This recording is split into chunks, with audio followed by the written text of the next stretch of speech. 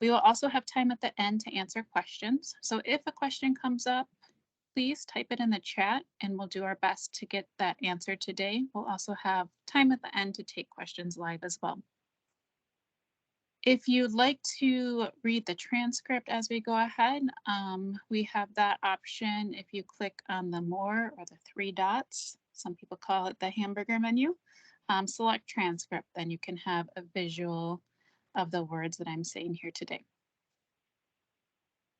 Another reminder, please stay on mute if you're not speaking, and that will help us cut back on background noise.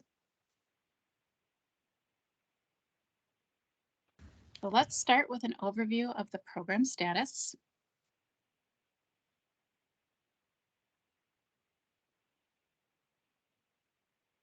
Funds are still available for HomeHelpMN. This program is funded by Congress as part of the American Rescue Plan Act.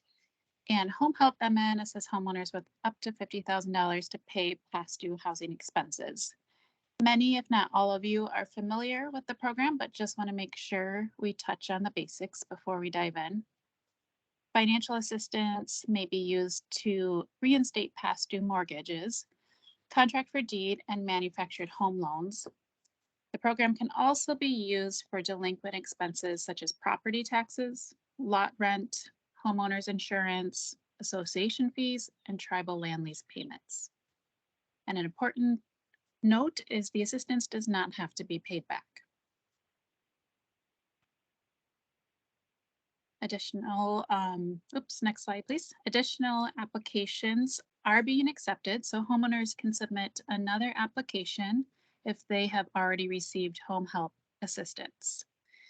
Homeowners need to experience another or an ongoing COVID-19 financial hardship to be eligible. And the total assistance for all applications cannot exceed $50,000. To submit another application, a new application needs to be submitted and processed, and all documents must be resubmitted. At this time, we have processed several second applications. Next slide, please. There's 3 ways to apply. The recommended and preferred is applying online at homehelpmn.org. Applicants can also apply over the phone by calling 1-800-388-3226. Applicants can also mail or fax a paper application.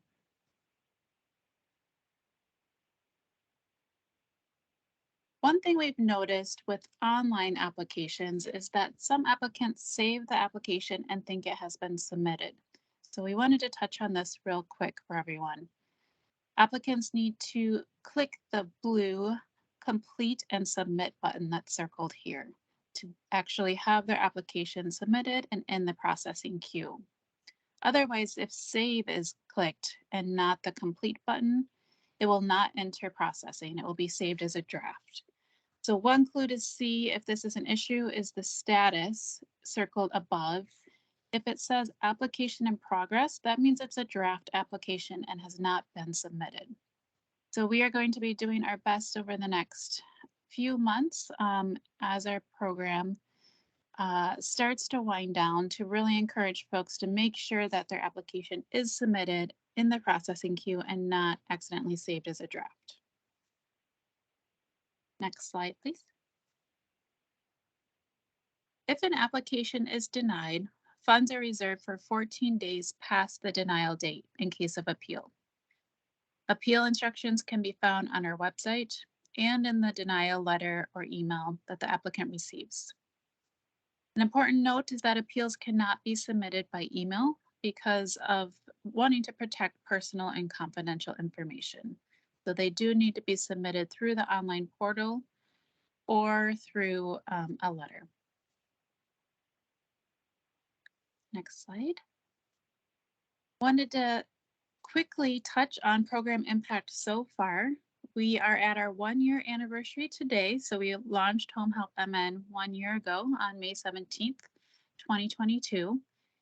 And in the last year, we have been able to support more than 7,000 Minnesota households and we have now dispersed 80% of the allocation from the Department of Treasury. Next, I want to share how best to get in touch with us.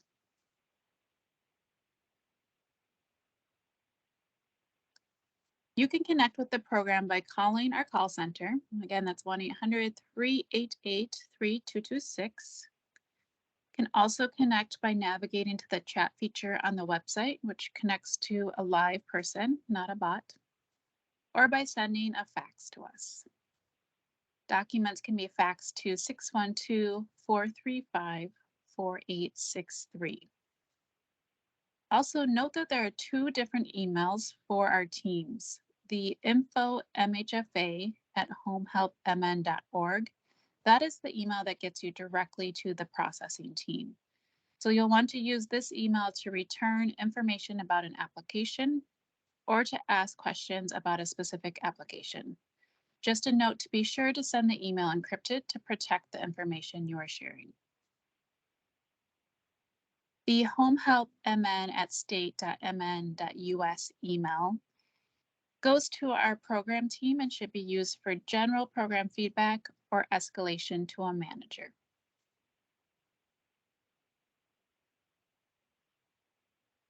Next, wanted to touch on secure emails. Wanted to make you aware that we are experiencing technical difficulties with Microsoft encrypted email. And this is an issue for all Microsoft Outlook users and not unique to our program. If you are having an issue with opening an email from us, we recommend that you try signing into the webmail version of Outlook and opening the message there. If you are unable to open the email, please let us know. We'll walk you through some troubleshooting tips or figure out an alternative way to get the information to you. You can reach out to that info MHFA email or give us a call if you're having trouble. Now let's talk about the program waitlist. Funds are now running out. As I mentioned, we've distributed more than 80% of our allocation from Treasury at this time. Wanted to point out that this dashboard shown on the screen is available on our website. It's updated every Monday afternoon or Tuesday morning. And the green thermometer at the top right is where it shows how many or what percentage of funds that have been reserved for current applications. So you can see now, or barely see, because I can barely see on the presentation screen, we're at about 97% of reserved funds. And so that's the thermometer we can keep an eye on to see how close we are to moving to a wait list. So getting there, the number can move up and down depending on if we have applications that are withdrawn or denied, and depending on how many applications come in. So that's a great place to check weekly if you're able to just see where we're at with being open before we move to a wait list. Next slide, please. As I mentioned, home help funds are going fast. We are in the final stretch of the program, and we want to encourage anyone behind on their mortgage or other expense to apply as soon as they have a delinquency, and apply now before the program moves to a wait list.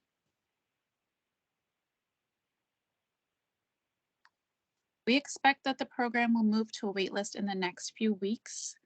Later this morning, we will be announcing that a waitlist is coming soon.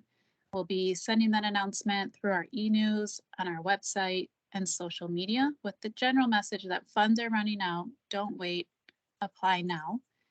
And then when the waitlist is activated, we'll also announce that widely. It will be on our website, we'll announce it in an e-news, on social media, and through a press release.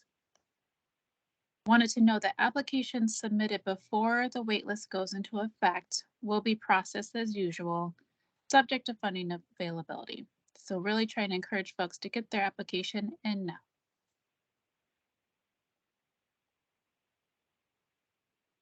Once the program moves to a waitlist, we will continue to accept applications until we close the program. Applications submitted after the waitlist is activated will have status of waitlisted. Waitlisted applications will be notified if funding becomes available and their application is being processed. Waitlisted applications will be prioritized the same way they are now, with priority processing given to those applicants at imminent risk of housing displacement and by date and time of application submission.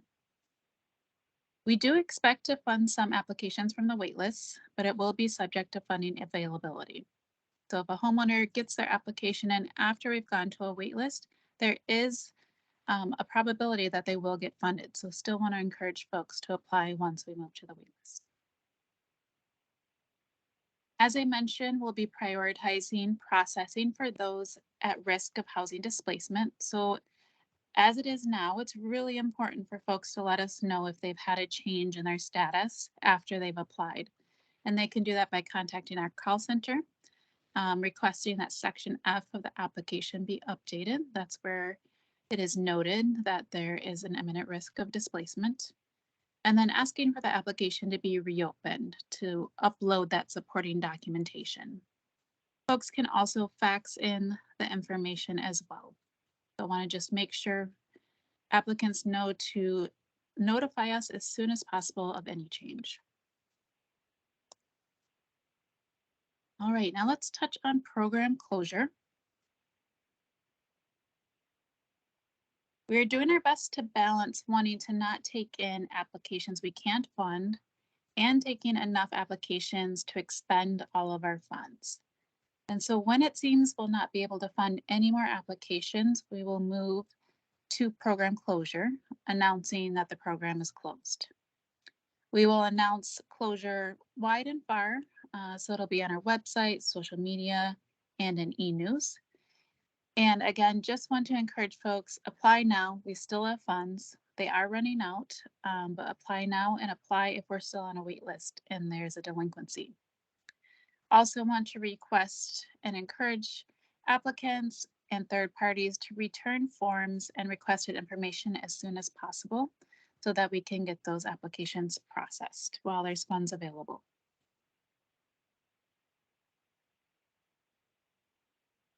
Okay, so we're going to take some questions now. I'm probably going to struggle with seeing the chat given my technical difficulties, but I'll do my best.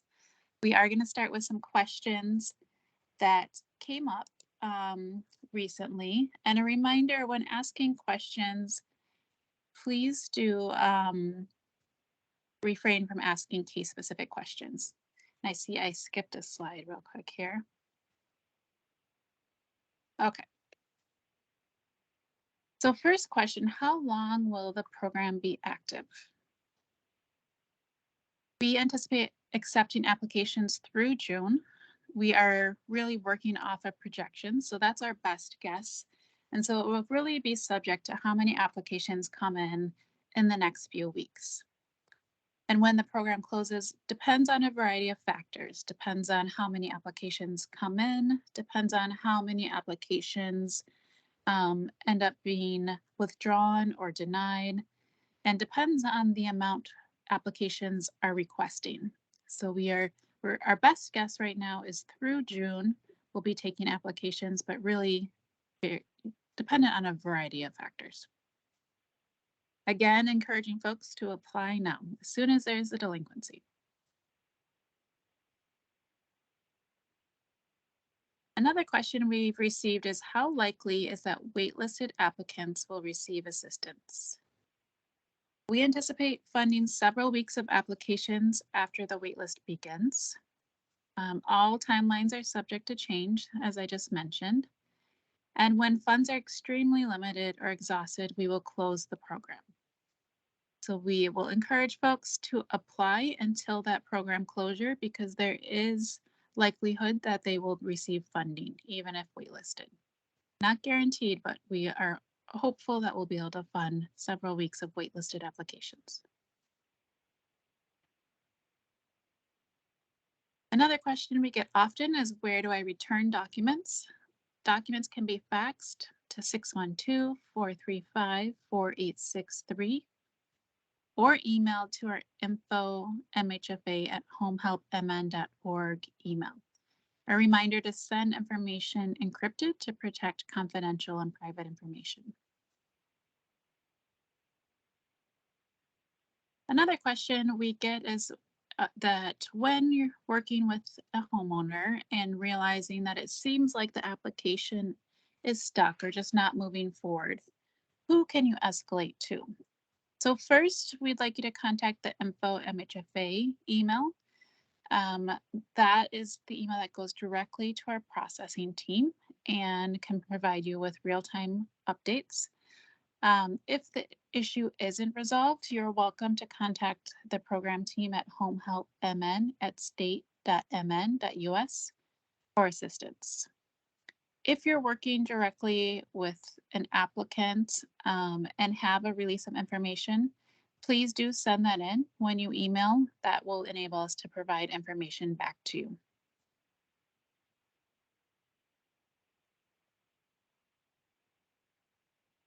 Another question we get from applicants and those working with clients is what to do when an applicant is facing imminent risk and needs to let us know. How do they escalate that? So call the call center to inform of the change and then submit that documentation of the foreclosure date or foreclosure notice, sheriff's sale date, whatever information or documentation is available. Submit that as soon as possible. And that's when we'll be able to move the application to the priority processing.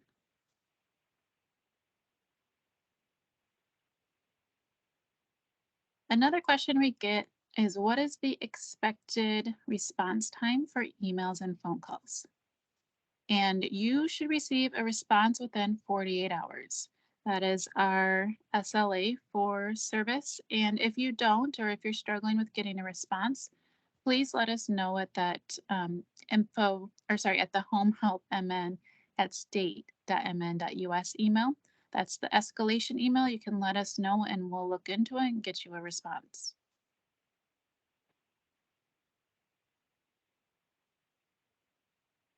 All right, so now want to take questions from chats.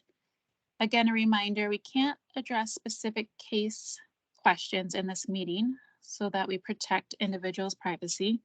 You're welcome to reach out by phone or secure email to discuss a case in particular. And if you're able to, please go ahead and submit your question in chat. I know some of you are on the phone as well, so I'll pause in a few minutes to take questions verbally as well. We'll do our best to answer the questions. If we can't get an answer today, we'll reach back out to you. Or if you think of a question later, feel free to email us and we'll get a response. All right, again, I'm struggling with some technical difficulties, doing my best to navigate here. So bear with me while I look for the chat questions.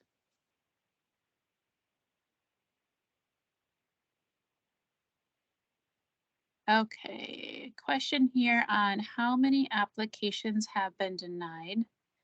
What are the most common reasons for denials? Do you refer to housing counseling agencies? I don't have the data in front of me on how many applications have been denied. I will say that our overall fallout rate, so applications that have been denied or withdrawn or are duplicates, lumping those all together, that's about 30% of applications. The most common reasons for denials, I also don't have the data in front of me, but I can say just from discussions and trends recently, one of the biggest reasons in denial is the trying to think of which ones I should say first. I think the most common one is likely incomplete application, or that's probably the top 5. So if applicants submit an application, we don't require that they provide documentation address eligibility at time of application, and so have to collect that information afterwards. We give folks 30 days to provide that information after we request it, and reach out every 5 days to just check in and see if they're able to get it to us. And then eventually do deny the application if we don't receive that information. Again, there is an appeal period, so we do see that sometimes after denial for missing information, applicants will be able to provide the information in that appeal period and do end up getting funded. So that's one reason of denial. Other denials include that applicants are not delinquent on their expenses for a variety of reasons. Folks end up taking workout options, or, for example, taxes aren't due yet. They're anticipating a delinquency, but they're not actually delinquent. That's another reason we see. In terms of referring to housing counseling agencies, yep, we absolutely do. We refer to housing counseling agencies during the process as appropriate, but to anyone who is denied, they receive a referral to housing counseling agencies. All right, let me know if I answered your questions there, if you have any additional ones. Is there any potential for additional funds? Great question. We have been following federal work on this, and it really depends if Congress releases another allocation. We have not heard of any plans to do so, but that doesn't mean it wouldn't happen. So at this point, we don't have any indication that there will be additional funds, and of course, we would let folks know if that changed. All right. Next question is, we have tried to email to the secure email, and every time we were told it wasn't received and we should only fax the documents. Why? Good question. The person who asked this, if you would please email our HomeHelpMN at state.mn.us. Send us a quick email and let's connect on this. I'm expecting that because we want to get the information back as soon as possible and the email challenge was getting in the way, I'm guessing that that's why we encourage you to fax, but let's connect on that just to see what's going on. Next question, can an ROI replace the authorized person section on the application if the client didn't use it? Absolutely. Yep, it can. So you can just send that ROI in, and that will be saved to the application and the file, and that absolutely can be used. Next question, did you make the change on the website to update year of tax returns from 2022 to 2023? Those who reapply may not qualify because they are back to work. Good question. I'm not sure if we made the change to the tax returns. We do request most recent tax returns, knowing that some folks have not submitted their tax returns. There are alternative ways to provide income documentation as well, so it's not totally tied to the year of the tax form. So there is some flexibility there. Those who reapply may not qualify because they are back to work. Yes, if the applicant no longer meets the income limits, that would be accurate. They may not be eligible. If they have an ongoing COVID impact, they may still be available. So I would encourage you and the applicant to not self-select out of the program. Check in, see if you are eligible, and let's see if we can make it work. If not, if the income is for sure over the limits, we're not going to be able to make that eligibility piece work. That reminds me, one thing I wanted to note that was just announced 2 days ago, I believe, is that the income limits did go up. So HUD released the most recent income limits, and the income change from 90,000 was the kind of the threshold for all counties. Every county is different and by household size, but 90,000 was really the baseline. It has been increased to 96,200. So we are currently making that change in our software. So that may mean that some applicants will be eligible that wouldn't have been previously. So look for that information coming out soon. Okay, next question. When you stated lots, does this include mobile home parks where there are payments that need to be made on the lot itself? Is this included in the program?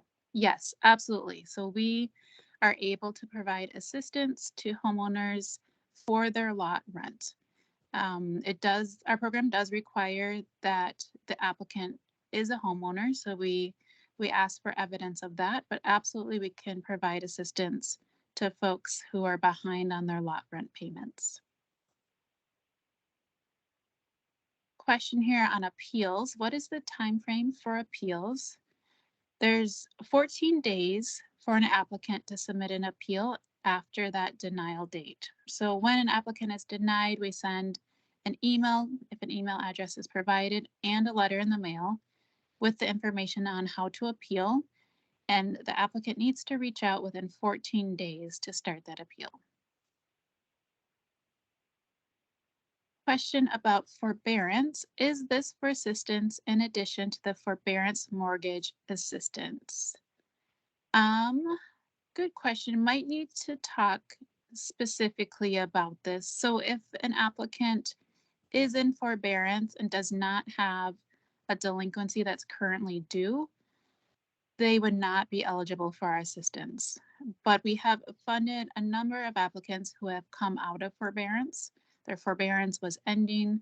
They applied for the program and received assistance. So it depends on where the applicant and homeowner is in terms of their assistance and forbearance.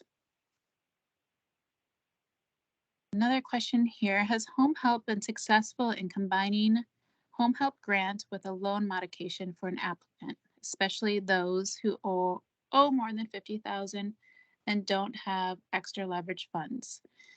Our program is only for reinstatement, so our program does not allow for loan modifications in terms of reinstating. And so we really do rely on the leverage funds as the way to make that work.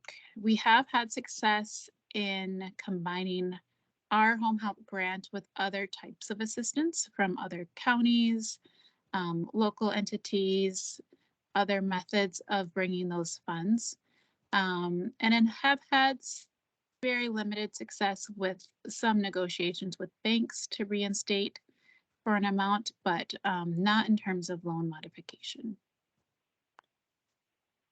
All right, I'm going to pause for a minute, take any questions from those on the phone or who cannot write in the chat. Let me know if you have questions. I'll pause for a minute here.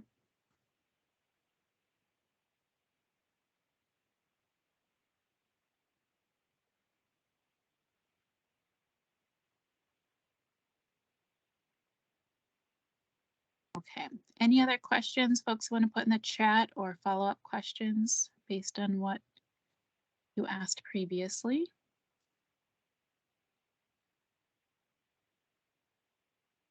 Okay, let me cover e-news and I'll circle back to just make sure there's no more questions. As I mentioned, we will be announcing any changes over e-news, in addition to on our website, social media, wherever we can put it.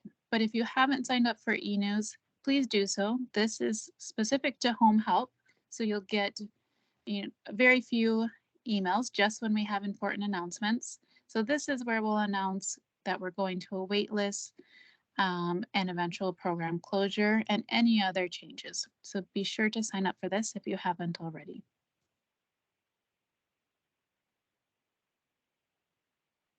All right, I don't see any further questions. Just a reminder, you are welcome to send your questions to us at homehelpmn@state.mn.us if anything comes up. Otherwise, look for our announcements coming out in the next few weeks. And thank you for joining us this morning. Appreciate it.